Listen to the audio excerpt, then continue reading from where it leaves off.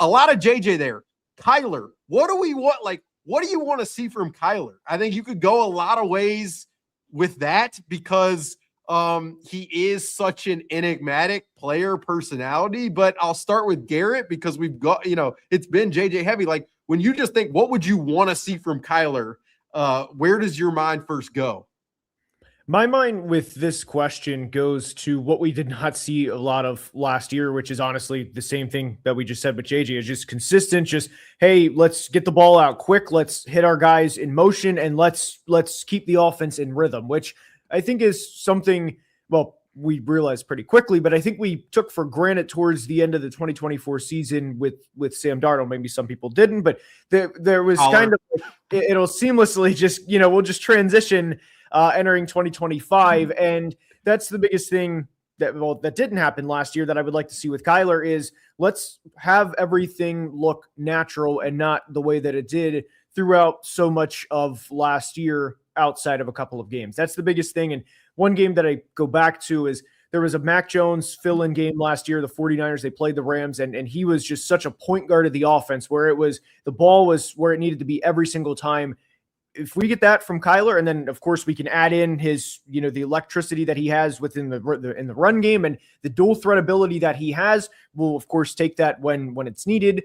He's obviously not a run first quarterback, but we'll take that whenever he needs to extend the play. But as long as we can keep the offense in rhythm, and as long as we can keep the chains moving, which is again something we did not have consistently last year, that's what I'd be looking for from Kyler in camp. Kyler. Collar. I promise I didn't do that on purpose. First episode of the Vikings Collective. Probably should have known that was coming, Collar. Where are you with Kyler and what you want to see? Okay, let me try to give, because that was a great breakdown. And if by the way, if people who follow you and I, Alec, are not familiar with Garrett's work, Football Analysis, a tremendous YouTube channel. That. Thank you. That's how I got to know Garret, was through that channel and him being a guest on my show. So your breakdowns are absolutely excellent. So I'll throw out a different angle on this. I'm going to be looking at the wide receivers, and I'm going to be looking over at Kevin O'Connell, because I want to see what the body language is like from them with Kyler under center. Because even in the first practice, there were one or two plays where he scrambled that I wondered, okay, I can't tell you because I don't have a replay in front of me if someone was open or where the ball might have supposed to have been. But was there somewhere where it was supposed to go, right? Like, are we going to see receivers kind of looking around being like, okay, I was open on that play and you didn't find me? We did see him make a couple of nice throws over the middle of the field despite the height issue. But I want to see Kevin O'Connell's demeanor as he talks about these two guys, because the way that O'Connell has talked about both quarterbacks, if you just took his quotes about both QBs this offseason, you'd be like, okay, Kyler is the quarterback. He's talked much more like Kyler is the guy. But if we start to see throughout this period of this first couple of weeks, and we start to see a little bit more leaning away from that, maybe a little bit, because the thing we learned about KOC last year is when he gets frustrated, he can't totally cover it up. And when he got frustrated with JJ, we heard a little bit about it. And I think with wide receivers, they are the worst people at trying to cover when they're frustrated. Or are they catching passes that, because he had a couple today that were very nice. Yeah. Are they catching passes and coming off the field dancing? Like, they are very excited about this new quarterback. I mean, overall, what it comes down to with Kyler Murray is if you can play within this system, you can win. We know that from multiple veteran quarterbacks. How much can you play in rhythm with what KOC wants you to do? How much are you avoiding checkdowns to maybe throw balls that you're not 100% sure on because you're trusting wide receivers? Those are some of the things that I'd like to see.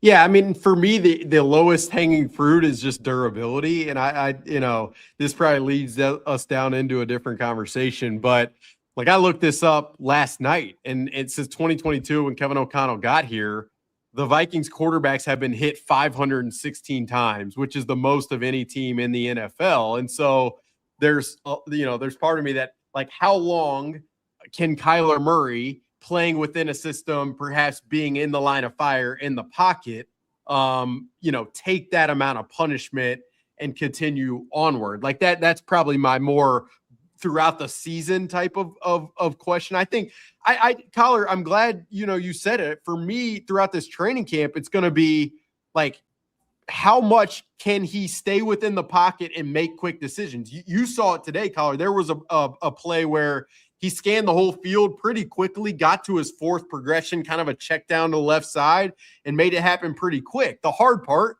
and Garrett, like, I'd be curious your thoughts on this as you just kind of scavenge for information on these, on training game practices. Like, the hard part is I don't get to watch back that play to assess whether or not he missed the second read in the progression or the third read in the progression. That muddies a little bit the evaluation in terms of what every one of these days is. And so, Garrett, for me, I would just wonder, like, what is life like? Probably like many of the viewers trying to follow, or what's it gonna be like trying to follow this thing kind of on a daily basis?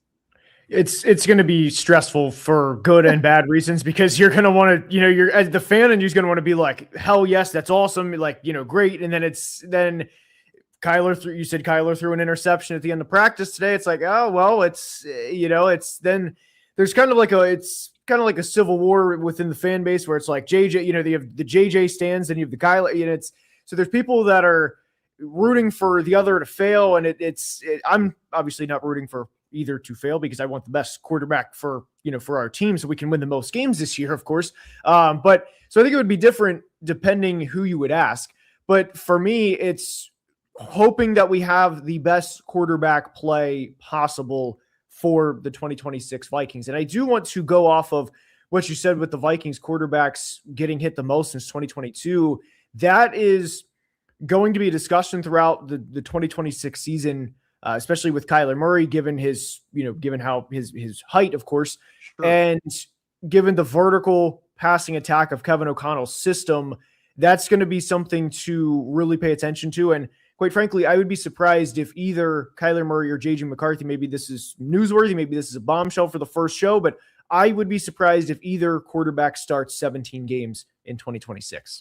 Yeah, it's interesting that you say that. I mean, like, and I mentioned the durability, and my mind has gone down all of those, those roads of, how long can a certain guy stay healthy? If not them, then who? What does that look like? It was to hear you say that it's stressful to follow, and you mentioned the interception. Like, that's why, in covering it, and this is a little inside baseball, but I try to be, and Kyler, you probably have a thought on this too. It just have to be so mindful in many ways of the perception of any one reporting aspect of it. And so, I've said this many times on my own show. I say it in writing. Like, you just try to be as objective, down the middle, factual, stick to what it was as much as possible. But it's difficult when there is so much passion behind it all and behind certain guys to really make everybody happy, I guess, in some ways. It's hard.